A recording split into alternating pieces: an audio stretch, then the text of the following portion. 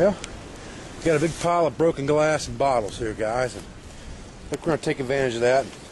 I'll show you how in just a minute.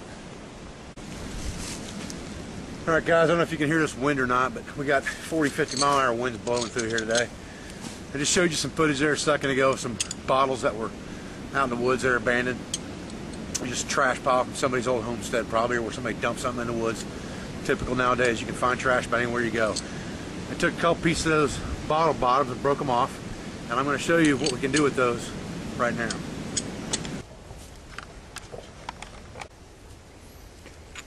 Okay, now I've got this bottle bottom here, and I've got this thing here is just a piece of copper stock is all this is, about 5 inches long, and it's just been nosed off at the front with the grinding wheel. And all I'm really doing now is trying to get this thing shaped into a semicircle. You don't have to hit this glass very hard at all, and I'm almost just going straight into it with a little bit of downward pressure, keeping the glass away from me. Now it's a good idea to wear safety glasses when you're doing this stuff, especially if you haven't done it before. I just want to get that thing good and round. Start off with get the jagged edges so that I've got this nice flat edge right here. I want to get rid of that. Definitely don't want that on there, so I want to get rid of that pretty quick like.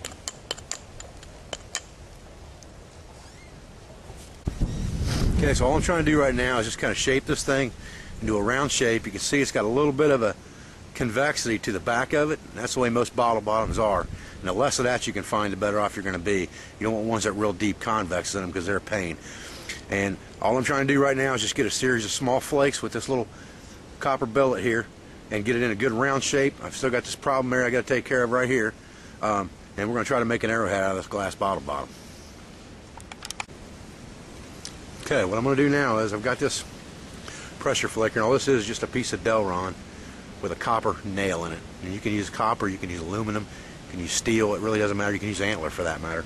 And all I'm going to do is I'm going to zigzag back and forth, knocking flakes off this thing, going back to one side, back to the other side, back to one side, back to the other side, till I get like a sawtoothed edge all the way around this thing to build up some platforms to take some flakes. Now you can see, and I don't know if you can see it because it's a clear glass, but there's already a couple flakes coming off this convex side as I'm going around. That's what I'm wanting to accomplish anyway.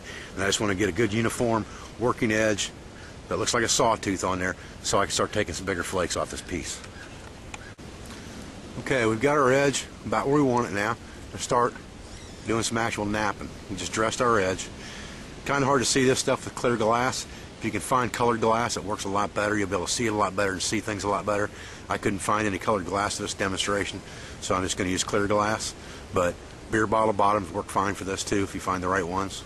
So now what we're going to do is we're going to work on starting to get some flakes going across this piece and deep into the center of this piece. And I'll show you how we do that in just a second. Okay, next thing we want to do is we use a piece of sandstone for this, or we can just use like a broken piece of grinding wheel, which is what this is. And we just want to dress these edges up, get the sharp edges off so we can see the actual platforms that we're going to use here in a minute. Let's start taking flakes off this thing with. Just go around one side, one direction for now, and go around the other side in the opposite direction for right now. All the way around the piece. Just clean it up, get it so it's not sharp anymore. Okay, I don't know how well you can see this. I'm hoping that you can see it pretty well. But edges like this is what you want. And the spots that are low, like this, that's a platform. You can strike on that platform right there with this tool and push a flake off the bottom side. And that's what we're going to do, and we're just going to go back and forth again. We're going to hit all the platforms on one side, hit all the platforms on the other side, going the opposite direction, and I'll show you how that's done in just a second. Okay, I'm hoping that you're going to be able to see this, where these flakes are coming off on this side. And the way I'm doing that is I'm just putting this in my hand basically, just like this. And those spots that are below the center line of the piece right here, I'm basically just pushing in and straight down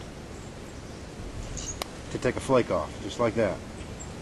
In and down. There's a nice flake popped right off right there. Okay, and that's what I'm trying to do. I'm trying to get all the spots that are below center line on one side first. Then I'll go around to the other side.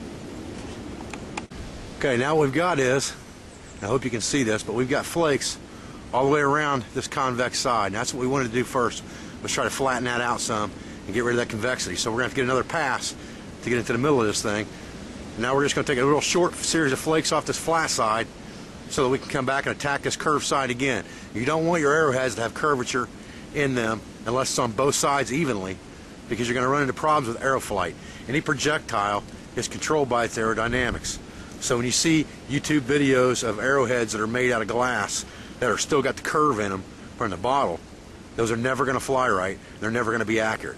So what we're trying to do here is show you how to do it right, okay?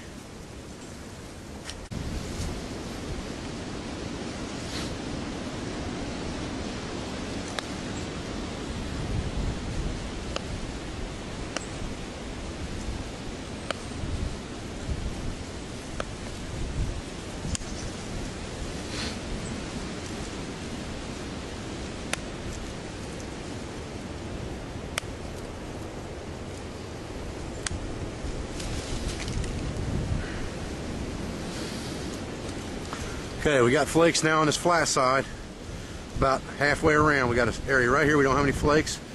That's what we're going to work on now. I see a couple spots here I can take flakes off where I got those little platforms. That's what we're going to work on right now.